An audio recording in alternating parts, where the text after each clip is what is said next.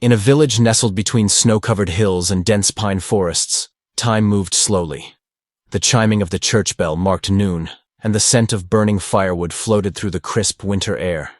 Amid the soft hush of snowflakes falling, life was simple, quiet, and sometimes painfully indifferent.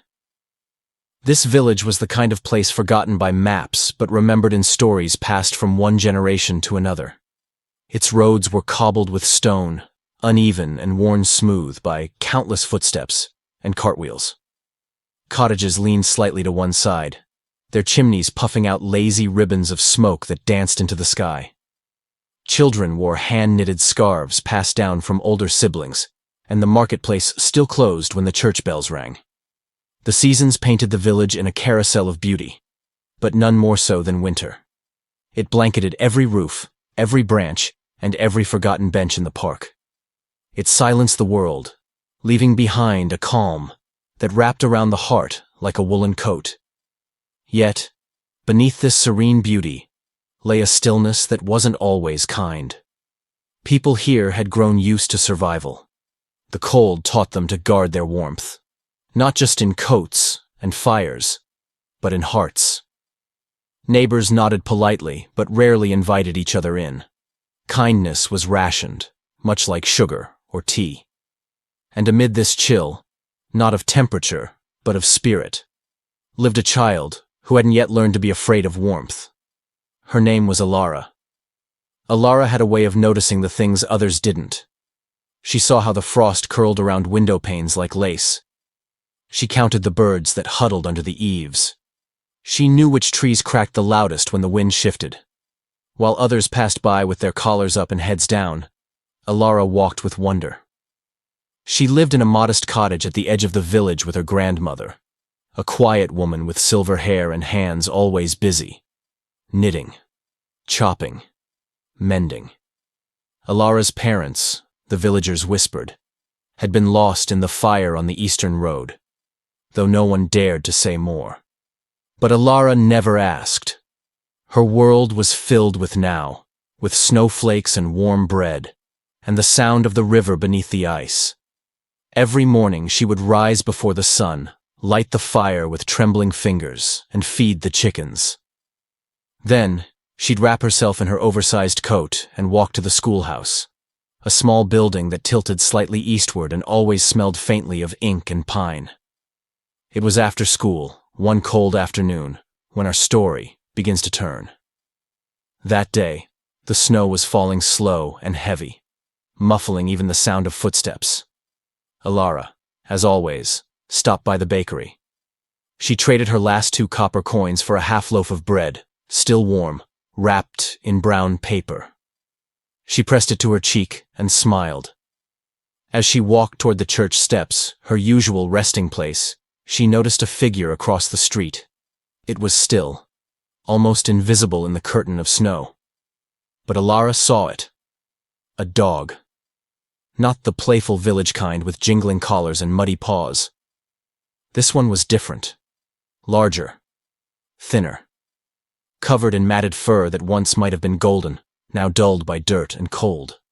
His eyes, dark, searching, waiting, locked with hers. Alara didn't hesitate. She stepped from the stone steps, her boots crunching softly in the snow. She approached with the slow reverence of someone greeting a king. She unwrapped the bread and tore it in half. The steam rose between them, caught in the light. "You look hungrier than I am," she said, her voice barely louder than the wind. The dog didn't move. He watched. Then, slowly, he stepped forward and accepted the bread. No growl, no bark, just silence. And in that silence, a bond was formed. From the windows nearby, villagers peered out. Old men shook their heads. A woman clucked her tongue. "That girl gives too much to beasts," someone muttered. "That dog's cursed," another whispered. Alara heard them, but she didn't turn. She simply placed the rest of her bread beside the dog and walked home with empty hands and a heart somehow fuller than before. That evening, the cold deepened. Icicles grew longer beneath the eaves, The wind picked up, whispering through the alleyways and creaking the shutters of old homes. Inside the bakery, the warm glow of candlelight flickered, and stories were exchanged over mugs of broth. "Alara again?" someone sighed. "She gave her food to that mutt." "She always gives," said the baker. "But to what end?" "She's strange," an old woman added. "Not right since her parents." Yet, even as they spoke, none could deny there was something different about her. Something gentle. Something rare. Alara, meanwhile, had returned home to her grandmother's cottage. The fire crackled, and the smell of pine sap filled the room. Her grandmother watched her from the rocking chair, knitting slowly. "You gave your bread away again," she said, not unkindly. Alara nodded. "He needed it." "And what did you eat?" "I wasn't that hungry." Her grandmother sighed but said nothing more. She had learned long ago that some spirits could not be taught, only nurtured. That night, as Alara lay beneath her quilt, she couldn't sleep. The image of the dog's eyes stayed with her, the way they met hers without fear, without demand. She rose quietly, wrapped herself in her coat, and crept outside. The village slept. Only the moon watched. She walked to the edge of the trees where she had last seen him.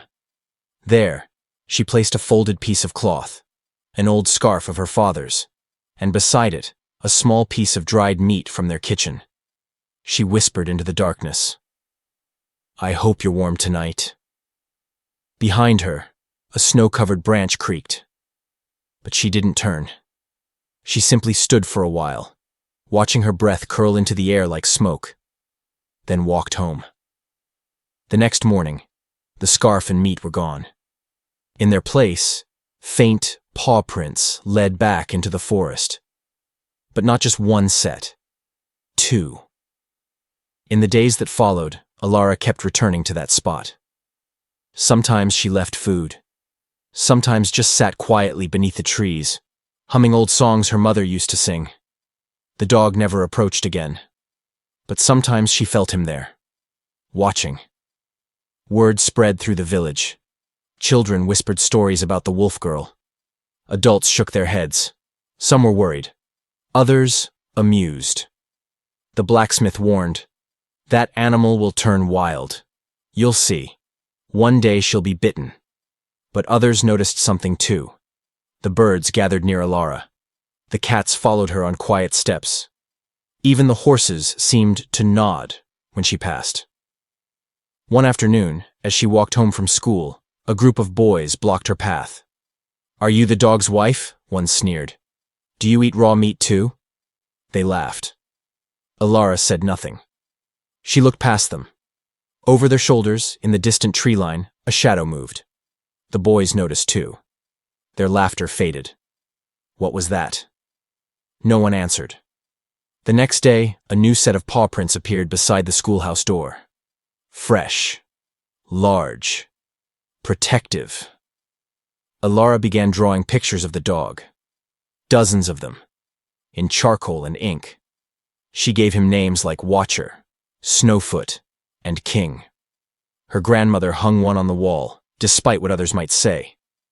One morning after a heavy snow, Alara followed the tracks deeper into the woods than ever before. She found a hollowed log lined with pine needles, and beside it, a patch of disturbed earth. A bone, smooth and white, poked from the snow. She didn't run. Instead, she sat on the log, pulled a crust of bread from her pocket, and placed it gently on the ground. "I don't know where you came from," she said aloud. "But I think you remember something, maybe someone." The trees said nothing, but the wind shifted. And far off, a howl broke the silence. That night, snow fell heavier than it had in years. Windows iced over. Doors creaked. And yet, by morning everyone woke to find their porches cleared, paths shoveled, even the school's steps swept clean. The baker swore he saw a shadow pass his window just before dawn. 4 legs, moving fast. Alara only smiled. In a village cold and closed off, Something was beginning to stir. It began with bread. It grew with silence. And it would not be ignored much longer. It was the third morning after Alara shared her bread when something shifted. The snow had fallen heavy during the night, erasing roads, muting rooftops. It was the kind of morning where time moved slowly, where windows fogged and firewood cracked loudly in the hearth. But when the villagers stepped out of their homes, they froze. A trail. Dozens of paw prints, leading from the edge of the forest into the very heart of the village. Not wandering. Not lost. Purposeful. They followed the main road, curved around the fountain in the square. Then veered sharply to the east, to the old barn that hadn't been used in years. Children gathered, whispering behind mittened hands. Adults stood silently, arms folded. A few brave ones approached. Inside the barn, beneath a half-collapsed beam, a shape stirred. A boy, barely older than Alara, wrapped in rags, skin flushed red with cold. Next to him, the dog, the same one, calm, watching, as if he'd been waiting for them. Gasps filled the air. The boy was from the neighboring valley, missing for 2 days. No one had found him. No one even knew where to start looking. But the dog had. When the adults stepped forward, the dog did not run. He stood. He looked at them, one by one, then turned and disappeared out the side door. Just like that. The boy was saved. But the town was shaken. Rumors bloomed like frost across windows. Some said the dog was trained. Others said he was wild. A spirit. A curse. A protector. No one could agree. But one thing was clear. The girl had fed him. And now, he was feeding back. The mayor ordered a watch. Men were assigned to patrol the woods. One hunter set traps, though none ever caught a thing. But something stranger began to happen. One night, a chimney fire broke out at the far end of the village. Before anyone noticed, something was banging on the door and barking. Loud. Urgent. When the family opened it, the flames were already licking at the ceiling, but they got out in time. Another evening, a child wandered too far into the snow. Her footprints vanished. The search was frantic. But by moonrise, she was found curled in a hollow near the stream, unharmed, and beside her, paw prints in the snow. Always the same size. Always the same shape. The dog had no name, but the people started whispering one. Ghost. Alara never called him that. To her, he was Watcher. She continued to visit the trees. Sometimes she left food. Sometimes nothing at all. She only sat and spoke quietly. I think you used to belong to someone. Maybe someone like me. One day, she brought with her a book of old village records she found in her grandmother's chest. Flipping through, she found a page, yellowed and torn, listing retired K-9 units who had served during the firestorm years ago. And there he was. Omen, K-9 Unit 47. Handler, Elias Greaves. Her father. The dog had a name, a history, a promise. Alara ran through the snow that evening with tears in her eyes, and the paper clutched to her chest. She called his name. Once. Twice. And from between the trees, he appeared. No longer a shadow. No longer just a whisper. He stepped forward, slow, deliberate, and laid his head against her knee. She dropped the paper, sank to her knees, held him, and the wind fell silent. Far above, in the trees, something shifted. Not snow, not birds. Something old. Something sacred. Alara and Omen. A girl and a ghost. A promise made and kept. And the village, watching from afar, began to understand. Kindness echoes. Sometimes, even through the coldest winds and the longest winters. Even when wrapped in fur and silence. And it never, ever dies. The snow seemed different the next morning, softer somehow, as if the forest had exhaled a long-held breath. Alara's world had changed overnight. She couldn't stop staring at the name on the weathered document she had found. Omen. The name her father had once whispered in his sleep. She remembered it now. She had been very small, curled in her father's lap beside the fire. He had spoken of his partner, a dog with eyes like storm clouds and a heart bigger than most men. A dog who could find people in the dark, who once pulled a soldier from under burning beams, who never left his side. Not until that final mission. And now, here he was. Returned.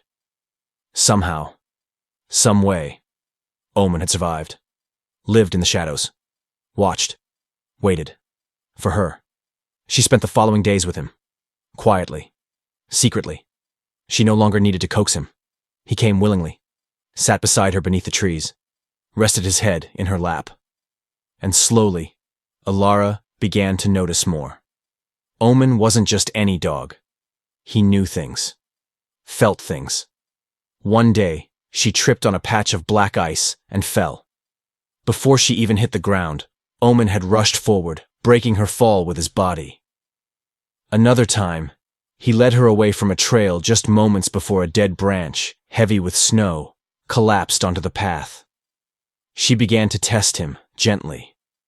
Left small items in different places. Her scarf, a pencil, a bell. He brought them all back. Then she brought him to her grandmother. The old woman opened the door, saw him, and for a long moment said nothing. Then she knelt and touched his muzzle. "You were at the funeral," she whispered. "I saw you at the edge of the trees." Omen bowed his head. She looked to Alara. He never left. He just waited. And now, he remembers. The village was beginning to thaw, not just in weather, but in spirit. People stopped Alara on the street, asking about the dog, offering scraps, whispering tales. But not everyone was pleased. One man, the hunter who'd tried to trap Omen before, confronted Alara in the square. "That dog's unnatural. Dangerous," he growled. "No animal lives that long without turning wild." "He's not wild," Alara said simply. "He's waiting." "For what?" the man demanded. Alara met his gaze. "To finish what he started." The mayor called for a village meeting. People debated whether to capture Omen, whether to send for officials, whether to end what they didn't understand. Alara stood at the front of the room, clutching her father's document. "He saved lives," she said. "He served with honor. He waited years in the cold for a family he remembered. He chose kindness. Shouldn't we?" Silence followed. Then an old soldier rose. "I knew Elias Greaves," he said. "And I knew that dog. If he's still here, it's because we failed him. Not the other way around." Heads bowed. The motion to have Omen removed was dropped. That evening, Alara and Omen walked through the village openly for the first time. Children waved, elders nodded, and the snow, as if giving its blessing, began to fall gently once more. But winter wasn't over yet. Storm clouds brewed beyond the hills. A warning hung in the air. And deep in the forest, Omen lifted his head, ears twitching, eyes scanning the horizon. Something was coming. And this time, Alara wouldn't be the one to follow. She would be the one to lead. The storm rolled in like a beast awakened. Gray clouds clawed across the sky, swallowing the sun. Winds howled through the forest, with a voice older than time. The trees groaned. Birds fled. The village huddled beneath its roofs, unaware of what was building beyond the ridge. That morning, Alara awoke with a start. Omen stood at the foot of her bed, alert. He paced once, then twice, then ran to the door and barked. Once, sharp, urgent. Alara didn't hesitate. She pulled on her coat, boots, and scarf and followed him. Through the blowing snow, past the frozen stream, deeper into the woods than she had ever gone. Omen stopped suddenly. The air was thick, electric. She looked ahead. Smoke. Not the comforting kind from chimneys.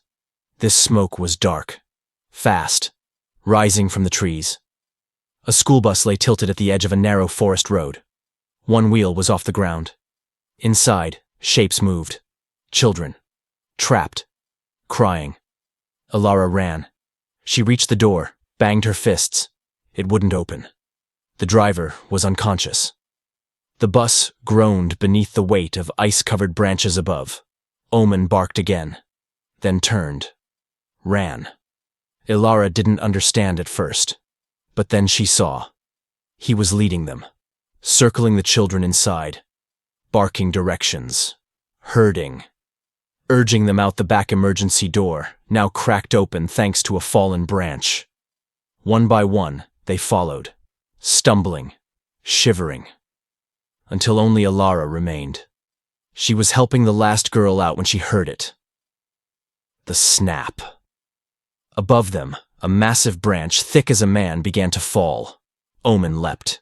He shoved Alara and the girl aside with his body just as the branch crashed down. Snow exploded. Silence followed. When it cleared, Omen lay still. His fur was dusted white, his eyes half closed. Alara crawled to him, shaking, sobbing. She pressed her forehead to his. No. No. Not now. Please. He opened his eyes one last time and licked her cheek. Then, his body went still. The children stood in silence. The wind paused. The forest bowed its head. An hour later, rescue crews arrived. The children were safe. The driver would survive. And at the edge of the road, they found a girl, curled around the body of a dog, her arms wrapped tight, refusing to let go. The news spread quickly. A mysterious dog, once believed to be a ghost, had saved a dozen children. Again. And this time, it cost him everything. The village gathered the next day under falling snow. No one spoke as they buried him beneath the tallest pine, not far from where he first appeared. Alara placed a piece of bread on the grave. Half a loaf. The same way it all began. In the days that followed, the village was quieter than ever. Not the heavy quiet of snow or sleep, but the reverent kind. The hush that follows a revelation. Children left pieces of bread on windowsills. Elders, who once scoffed, walked the forest path with heads bowed. Someone lit a candle near the pine where Omen lay, and before long, dozens more flickered beside it. Alara returned each morning, sometimes alone, sometimes followed by curious children who now listened rather than teased. She would sit at the base of the tree and speak in whispers, as if Omen still listened. Her grandmother joined her one evening and placed a folded military badge wrapped in a red handkerchief beside the grave. He was always more than a dog, she said softly. He was a promise made flesh. Then came the letter, delivered by a trembling postman, sealed in wax bearing the insignia of the National K-9 Archives. Alara opened it at the dinner table, her hands shaking. Inside was a simple sentence. Unit 47 confirmed by DNA. K-9 Omen. Presumed dead. Found alive. Final act. Heroism in defense of minors. There was more. A paragraph copied from an old mission log, one she'd never seen before. Handler, Elias Greaves. Final words before deployment. If anything happens to me, Omen will know where to go. Alara dropped the letter. Her eyes brimmed. All those years. Through storms. Through silence. Omen had waited. Had remembered. Had followed a final command that no one else had heard. He had come home. The mayor declared a day of remembrance. Not just for the children saved, but for all who had ever been overlooked. A statue was built. Not grand, but humble. Bronze cast in the shape of a girl and a dog, facing one another. A loaf of bread between them. At the base, an inscription. Kindness echoes louder than commands. Some promises never die. And though time moved forward, as it always does, the villagers never forgot. Each year, on the first snowfall, the children leave half a loaf beneath the old pine. And sometimes, when the wind is just right and the world is still, a howl can be heard from deep within the forest. Not mournful, but proud. And Alara, now older, sometimes walks that forest path alone. She never fears the trees, or the snow, or even the silence, because she knows the truth. Love, once given freely, finds its way back, even if it walks on 4 legs, even if it takes years, even if it speaks only in howls.